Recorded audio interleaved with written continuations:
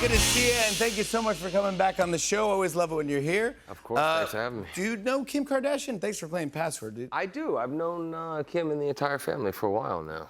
You were telling me you have a story. Your family has a story involving Kim that doesn't really involve Kim. It has nothing to do with Kim, but my kids, for whatever reason, I tell finally me the broke story. down and decided I was going to get my family, especially the kids, a dog. Okay. And I didn't tell my wife or anybody else, but I saw this dog in Beverly Hills. It was like this big, and the guy was holding it in one hand. I was like, oh, this is a very manageable dog. Yeah. I asked the guy, I said, is that the biggest the dog's gonna get? He said, yes. I said, how big's the poop? He goes, oh, it's like a little Tootsie Roll. I said, perfect.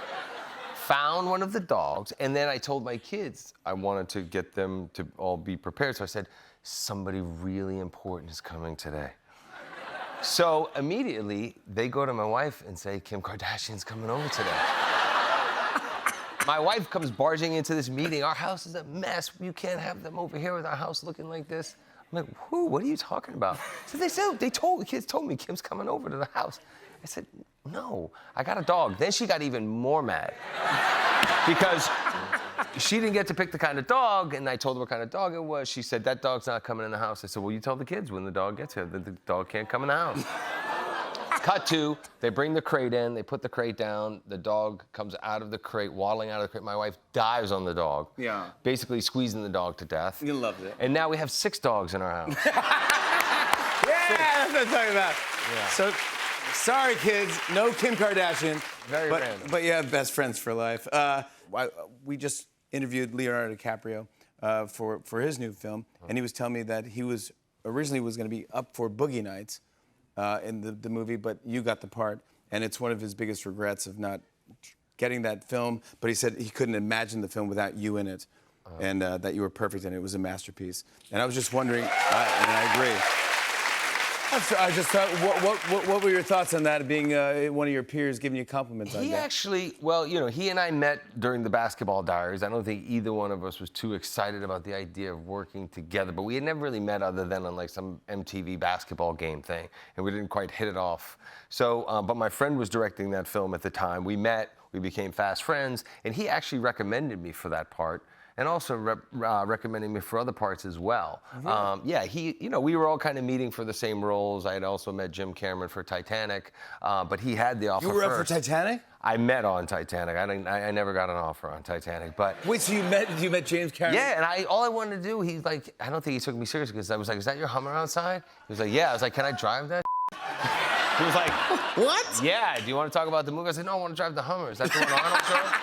And so I had met on that, but he recommended me to Paul to play that role. And he was always a big advocate for me after we worked together on the Basketball Diaries. Good man, good for I'd love to hear that. We always get into some fun things, and I want to say one of your last films, which I enjoyed, called Flight Risk. Yeah. Your character has a different hairstyle. I can just show. Yeah, you saw this, yeah. So that's your hair. But here's what's great. This isn't a ball cap. Mark shaved his head. Yeah. Well, it's nothing worse than 3 hours in the makeup chair. It's like takes 5 minutes to do that, and then they just kind of, buzz the little stubble off every day. And it was also an ode to my dad and many of my other relatives. But I pitched the idea to Mel, the director, and I was like, hey, what do you think about that? I was like, what, when she shocks me with the stun gun, what if my hat falls off and my hair is attached to it? He was like, what? It's like, it was just this crazy idea that I had. And he was like, would you really do that? I said, yeah. So that's how it happened. And did the kids freak out? When I walked into my house, with that hairdo, my wife dove under the covers. So she put the dog on your head? Yeah, exactly. Exactly. No, your and wife my poor dog has alopecia now. No, you're joking. No, I'm not. He's a Pomeranian teacup. He was the most beautiful dog. He looked exactly like Ted the bear, which is why I loved him. I wanted to get him. And now he has alopecia. All right, well, we still love him either way. Of course. Next time you're on the show, please bring him on the show. Champ, he'll bite the out of you. What? Yeah. No, I don't want him. Never mind. Champ, relax. I just want to give you a shout out, buddy. Yeah. I'll send you a video. Your wife made me laugh. She posted a picture of you shaving your bald head. She put for better or for worse. That's a good sense of humor. I love that. I follow you on socials, and I enjoy following you. I like to see your your routine is amazing. You wake up at 4 a.m., you work out with your wife, and you have lunch with your wife. Said that you had the same lunch for the past 2 years?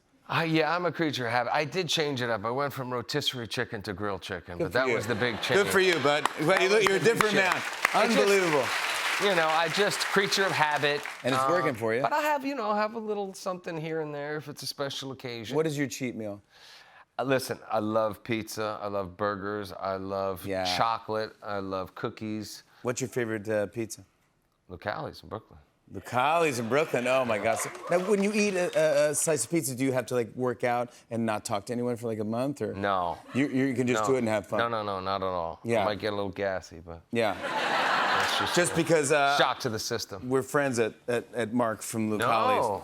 From Lucali's, and I don't want to tempt you, but this is some of the best pizza in the United States, right? In the world. In the world. In the world. That's what I'm talking about. You, cheers, bud. Thank you. Good to see you, as always. That's what I'm talking about.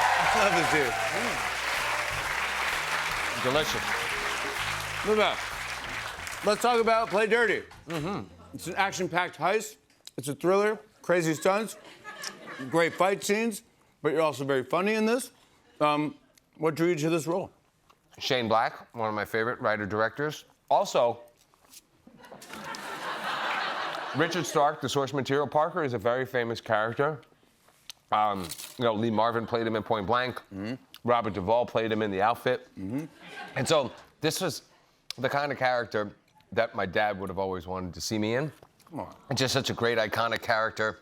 Here's a guy who lives by a specific code, and if you turn on him or you double-cross them, then it's over, no matter what. So it's a great twist in the movie.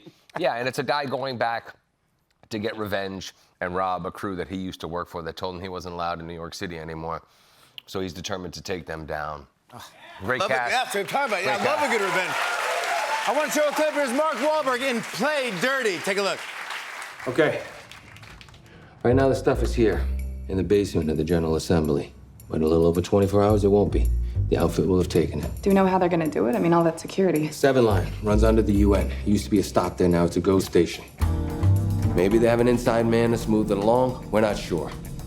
However they managed to steal it, doesn't really matter to us. Once they've teleported the stuff to the station, that's where we come in. Wait. So you're telling me these guys have got a teleporter? You know what? That sounds really stupid. Like, even in my own head, this sounds really stupid. You were just being flippant. I get it. Keep going. Don't do that again. That's what I'm talking about. Mark Wahlberg, everybody, Play Dirty begins streaming October 1st on Prime Video. Kim Kardashian joins us after the break. Stick around.